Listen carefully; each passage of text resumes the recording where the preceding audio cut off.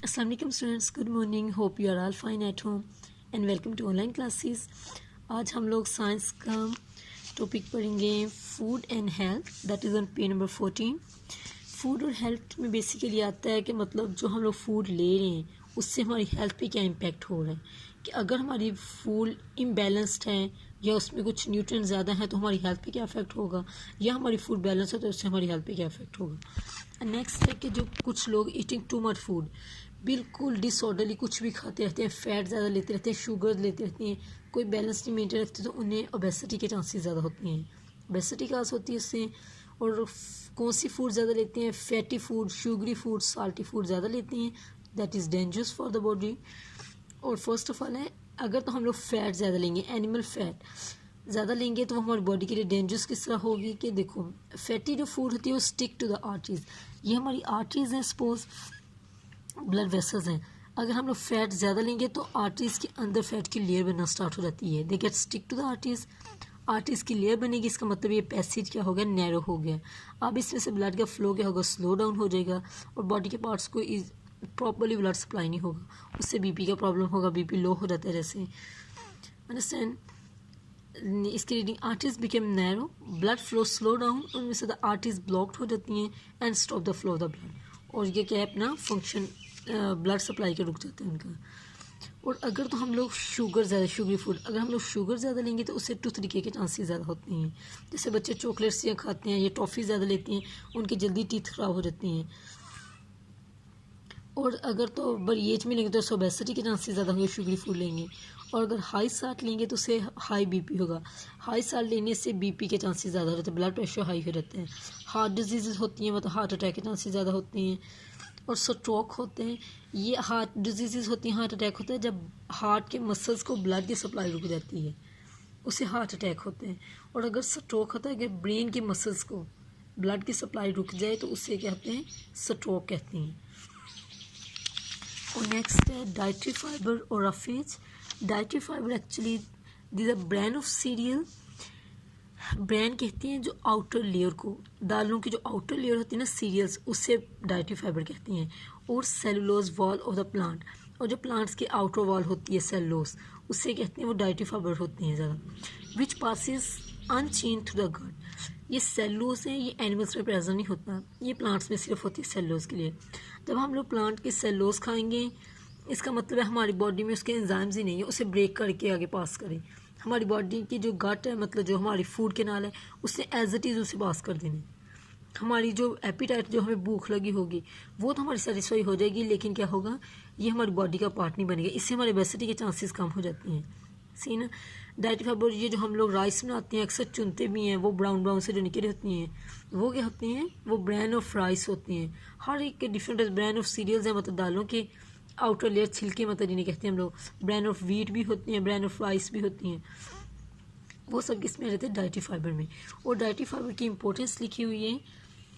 Dietary fibre is important because it avoid obesity. इससे avoid obesity के chances कम हो जाते हैं क्योंकि ये हमारे इनडाइजेस्टेबल होती है, ये हमारी किनाल में से एज इट इज़ पास होती है. हमारी भूख तो जो होती है वो तो ख़त्म हो जाती है, लेकिन हमारी बॉडी का पार्ट नहीं बनता, इसका मतलब ओबेसिटी नहीं होगी हमें. Indigestible matter of the food होता है, डाइजेस्ट नहीं होता है, एज इट इज़ हमारी किनाल से पास करता है, फूड किनाल से. सेटिस्फाई एपिटाइट, हमारी एपिटाइट को सेटिस्फाई करते हैं, हमारी नीड को.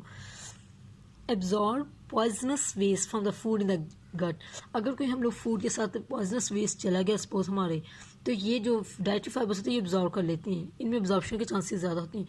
ये वेस्ट को अपने साथ एब्जॉर्ब कर लेते हैं और एज इट इज़ बॉडी से रिमूव हो जाती हैं. अच्छा, high fibre food have more bulk.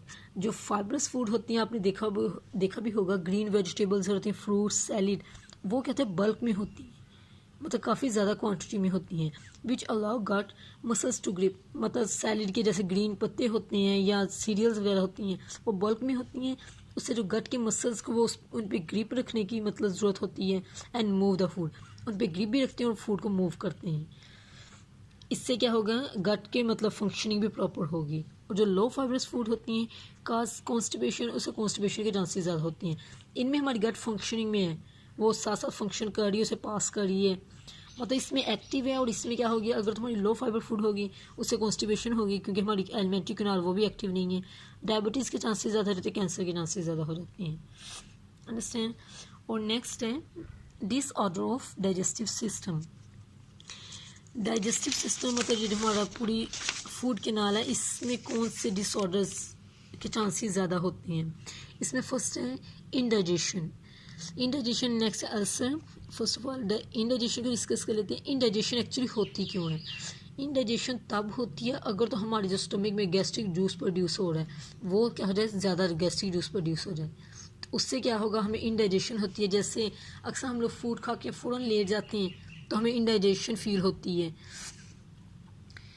और नेक्स्ट है कि if a person does not eat regularly, और अक्सर लोग होते हैं उन्हें बिल्कुल खाने की आदत नहीं होती है, उनका स्टमक भी क्या हो जाता है, फंक्शनिंग स्लो डाउन हो जाती है।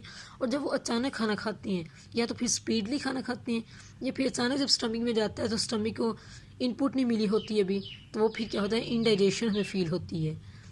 If a person does not eat regularly ना खा तो।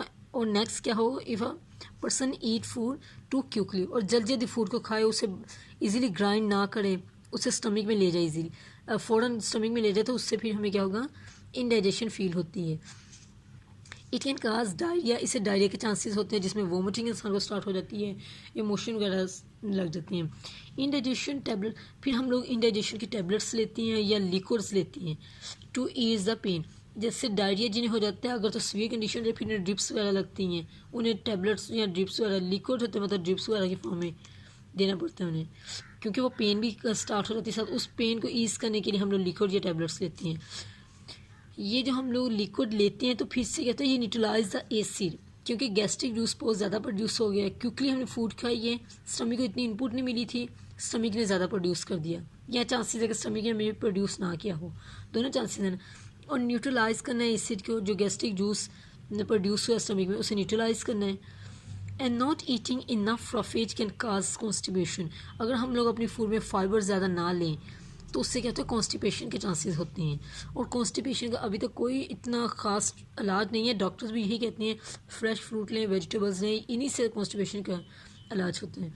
Eating fresh fruit and vegetables can relieve constipation, इसके एज इट इज़ कोई मेडिसिन नहीं होती, डॉक्टर्स यही रिकमेंड करते हैं कि फ्रेश फ्रूट्स लें और वेजिटेबल्स खाएं ज़्यादा से ज़्यादा। Medicine laxative can be given, उससे सिरप होते हैं लेग्जेटिव के, फिर वो दिए जाते हैं अगर तो ज़्यादा इंडाइजेशन हो जाए या कॉन्स्टिपेशन हो जाए तो लेग्जेटिव देती हैं, फिर उससे रिलीफ होता है थोड़ा बहुत वैसे मेडिसिन के साथ। अल्सर है नेक्स्ट। अल्सर है कि अगर हमारा कोई हमारी फूड के साथ, जैसे अक्सर स्मोकिंग होती है या हमारी फूड क्या होती है प्योर नहीं होती, उसके साथ कोई ना कोई एसिड या इंजाइम्स चला जाए, केमिकल्स मतलब हमारी बॉडी में चल जाए, it into the stomach walls, it would result in the stomach ulcer, उससे क्या होगा, हमारे स्टमक की वॉल में होल हो जाएगा, मतलब स्टमक की वॉल से ब्लीडिंग स्टार्ट हो जाएगी सपोज, उससे स्टमक अल्सर कहते हैं कि कोई एसिड चला जाए या enzyme. Extremely painful stomach ulcer, जब ब्लीडिंग, अगर तो सीवियर कंडीशन हो जाए, ब्लीडिंग ज़्यादा स्टार्ट हो जाए, बैक वोमिटिंग आ जाए ब्लड की, तो उससे क्या होते हैं, एक्सट्रीमली पेनफुल होते हैं। और ऐसी कंडीशन में जब स्टमक अल्सर हो तो उसमें अवॉइड करनी चाहिए, स्पाइसी फूड अवॉइड करनी चाहिए, जैसे या फास्ट फूड अवॉइड करनी चाहिए, ज़्यादा फास्ट फूड खाने से भी अल्सर के चांसेस ज़्यादा होते हैं। नेक्स्ट है they are given medicine to protect the stomach lining, और फिर स्टमक की लाइनिंग में क्योंकि ब्लीडिंग स्टार्ट हो जाती है, उसमें से ये होता है ना जैसे वोंड लग जाते हैं, स्टमक की इनर लाइनिंग में वोंड आ जाते हैं, उसके लिए फिर क्या करते हैं, मेडिसिन देते हैं कि उस लाइनिंग की रिपेयरिंग हो जाए, या egg and milk in their diet to repair stomach line, या फिर डॉक्टर्स रिकमेंड करते हैं कि आप लोग एग लें या मिल्क लें ताकि मिल्क की लेयर बन जाए स्टमक के इर्द गिर्द, वो इतनी पेनफुल ना हो। लेकिन ज़्यादा मिल्क और एग लेंगे तो फिर स्टमक की वॉल को वो मिलेगा, मैसेज मिलेगा कि प्रोटीन फूड है या वो गैस्ट्रिक जूस ज़्यादा प्रोड्यूस करना शुरू कर दे। इतनी ज़्यादा क्वांटिटी में लेना चाहिए, माइनर क्वांटिटी में मिल्क लेना चाहिए ताकि कुछ टाइम के लिए उसकी मिल्क की लेयर बन जाए और थोड़ा रिलीफ मिल जाए स्टमक को। That's all about food health, dietary fibres and disorders of digestive system. Thank you.